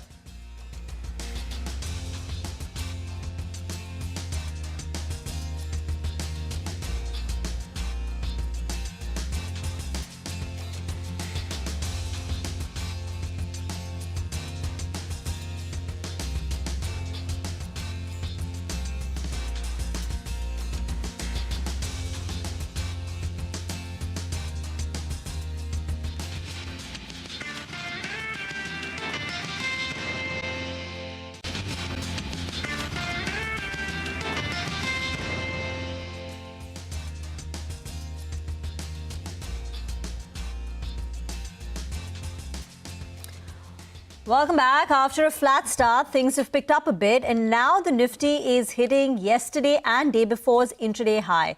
We're currently at 24,134. The intraday high yesterday was 25,138. The day prior, that's last Friday, 25,139. So that's been a bit of a hurdle. Even the swing high in August was about 25,150. So now approaching a bit of a resistance. Let's see whether we can conquer that. Banks are pushing up today. So the Nifty Banking Index is up close to about 100 odd points. Axis Bank, Kotak Mahindra Bank seeing some buying interest. Though on the flip side, HDFC Bank is not doing anything. But let's get to our consumption centimeter segment. We're focusing on United Spirits and the demand trends in the alcohol beverage industry. Mangalam caught up with Praveen Someshwar, MD and CEO of the company, and began by asking him about his strategy under his leadership and the immediate targets for the future. Listen in. The way I look at it is, look, there are three key pillars as you build out businesses. And if I were to look at Diageo India, equally exciting. One is, how do you future shape our portfolio so that we can win come what may, given with the consumer? That's number one. Number two is, how do you embed Diageo in society and therefore win with society at large versus winning only as Diageo? And three, how do you create an organization of the future and constantly look at it? India will be the consumer market of the next decade, as I see it, okay? It's got its ducks in a row. In spite of everything going around the world, look at the demographic of the country. Look at how the middle is growing. Look at GDP growth. And that's a great place to be running a business. That's my first. Second, look at Diageo's portfolio within the country. Powerful portfolio, 3,000 crore brands, 500 crore brands, 400 crore brands. Wow, you know, 7 1 million case brands. This is of scale. And finally, is about innovation. Okay, how we are embedding innovation within the organization. You can see us investing in our R&D, investing in talent around it. So it gives me, a clear, opportunity for us to unlock the future portfolio. 5 years from now, you're saying double-digit growth that comes by. I suppose 64 million cases is what you did last year. If you go double-digit over the next 5 years, you're not too far away from over 100 million cases. Would that be a goal? And your margins, obviously you spoke about high teens having been achieved. Large part of that is also capped because of the 10% BIO margins. So I suppose around high teens, maybe touching 20, 21%. Would that be a goal for you? The way I'd look at it is, I think premiumization is real in India. So then do you look at volume growth or do you look at revenue growth? I constantly look at value because the way I look at it is consumer in occasions. How do I get a share of the occasion? And how do you grow that share of that occasion? And that occasion share, I would love to see volumes and therefore consistently grow. But more importantly, how do I keep premiumizing and grow, look at value? So I would look at value growth constantly. That's been my yardstick in whichever business I have been. Got that. So I am looking at double-digit revenue growth, absolutely. And yes, as we grow margins ahead of revenue, you will see that inching upwards.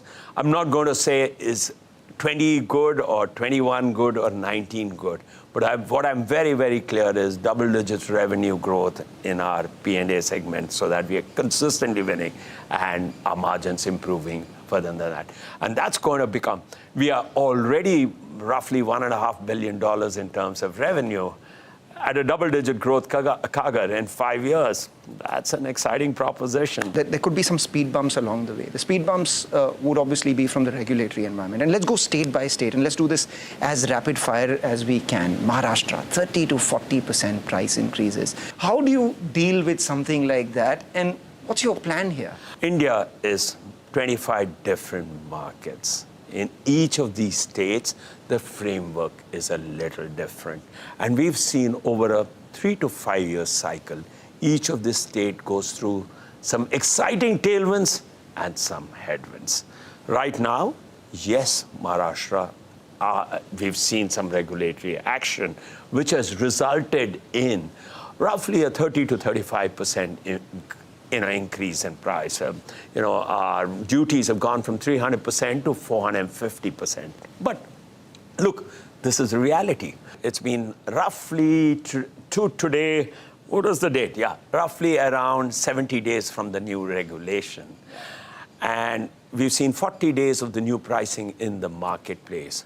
We've seen consumer spend grow by mid-teens to high teens. What it tells you is that, look, we took a 30 to 35% increase. our brands are strong enough for consumers to start up pricing and up paying up to be revenue neutral or volume neutral. You need to grow consumer spend by 30 to 35%. We're still some distance away.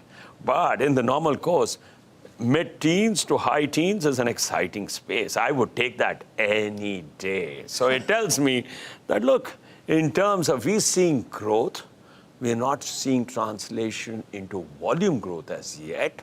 But every day ahead, I see this improving. And I see in the next 6 months, people from Maharashtra wanting to start to trade up. You know, it's become a de facto thing now post the recent successes in some of the state elections, populist policies, many schemes that give a lot of cash to the citizens of that state in particular, and then you fund that through taxation on alcohol. Do you think this trend is likely to sustain, and as a result of which alcohol becomes the whipping boy once again? Look, alcohol-bev business is such a fun business. It's indulgences. And if you look at a country like India, indulgences will always be seen with a certain lens. We need to appreciate that, okay? Once we appreciate that, you embrace it. Once you embrace it, you start, therefore, building a portfolio of products, and therefore, which unlock each of the occasions. I don't see it as a negative. I see it as reality of India, and therefore, I just work with that in mind. I ask this from an investor's lens right now. If you're looking at the entire alco-bev sector, you had a couple of listings in the recent past, people who've raised money from the markets, etc. They've been showing good growth. There has been a big deal as well. Imperial Blue was bought over by Tilaknagar Industries. So obviously there is that tailwind coming in for that stock. If you look at some of the other wine players, they are looking at some of the assets which are there outside of wine in the brown space, which is 85% of the category. And then I look at Diageo. Yes, it's the market leader. Yes, it's got the largest share in that space. Yes, it's got the highest margins. But at the same time, it's also got the highest PE multiple. So for you to justify that PE multiple, you obviously have to grow faster than the market on that high base with margins which are already at higher than everyone else in the industry. How do you continue to hold that edge? So, the way I look at it is, are you growing the category? Is the category in momentum? The great news is, yes, we are growing the category is in momentum. Within that, do you have the portfolio to unlock the category space? Yes, we do have the portfolio. Are we now getting higher share of the occasions where our consumers are? Yes, we are consistently starting to get higher shares of our. Are we innovating to build the portfolio of the future? Yes, we are. If each of these are in play, then the virtuous flywheel is in play. So we are in a good place. We feel absolutely excited, and we believe the double-digit growth, which we will see, keeps us ahead of the pack on a sustained basis.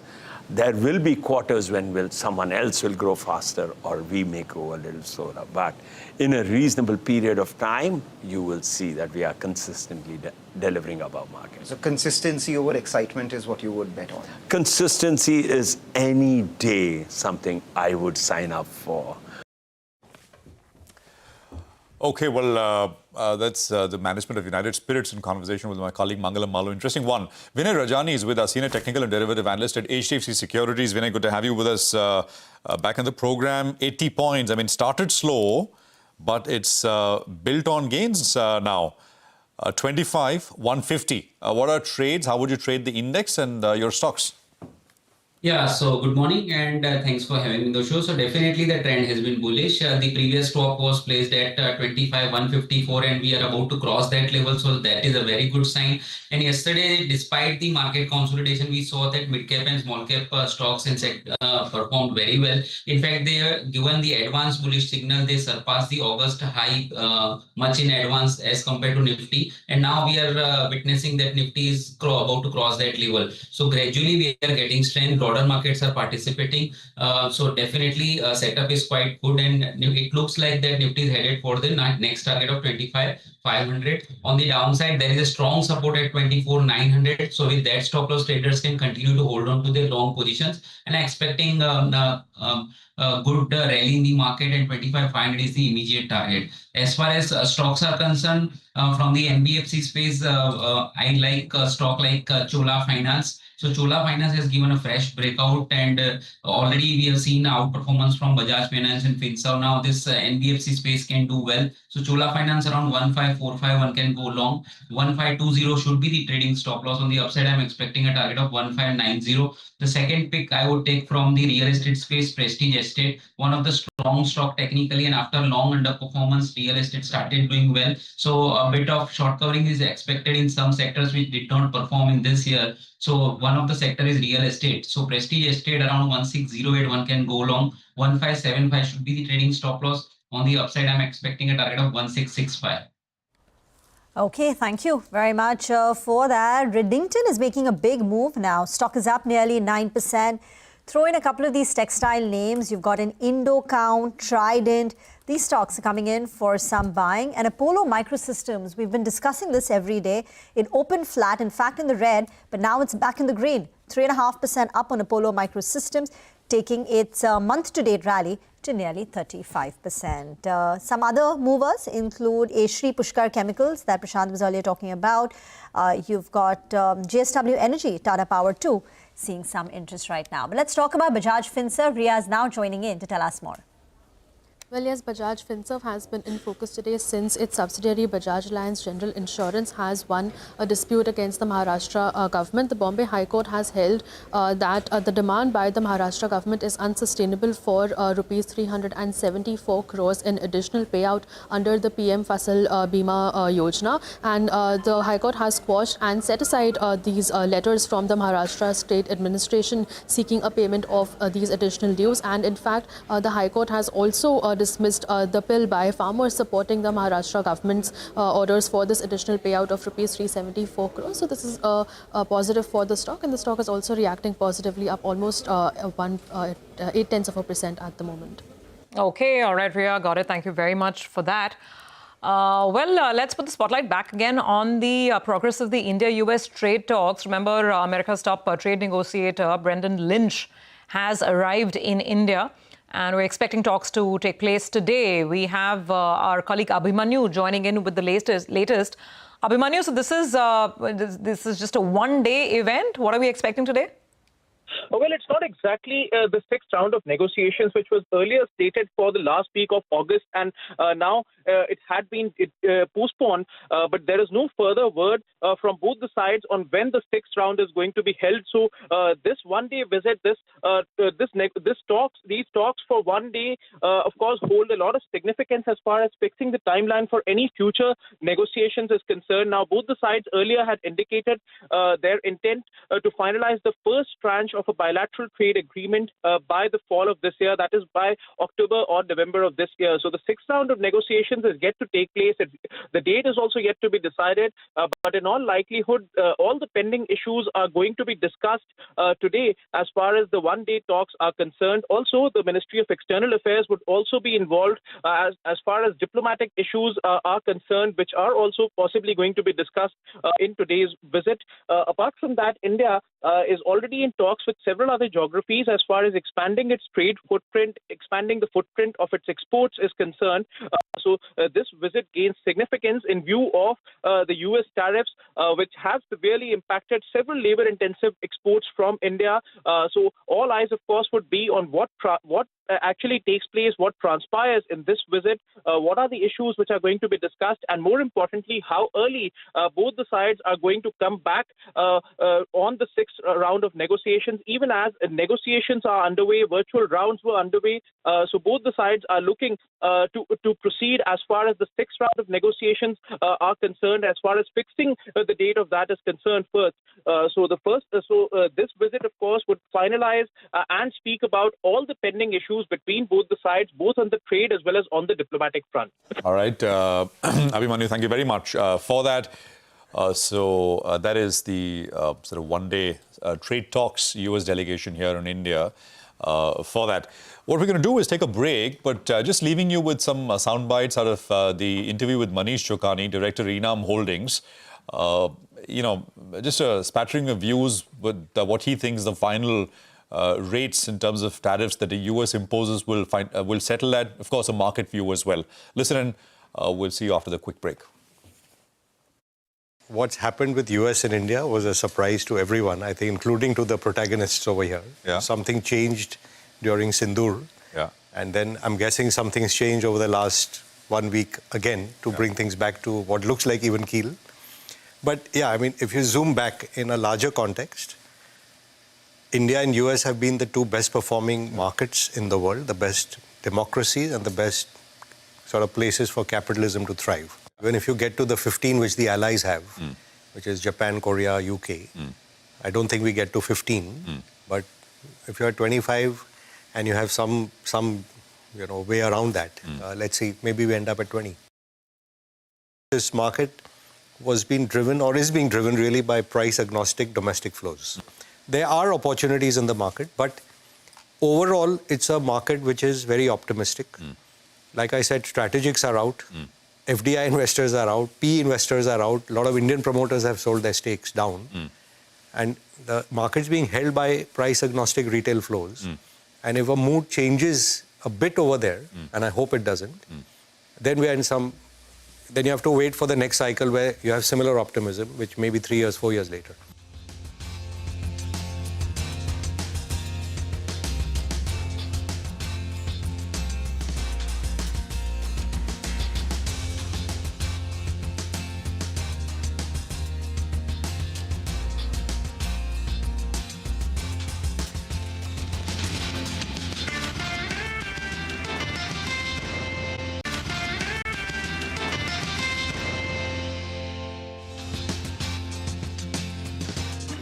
Welcome back.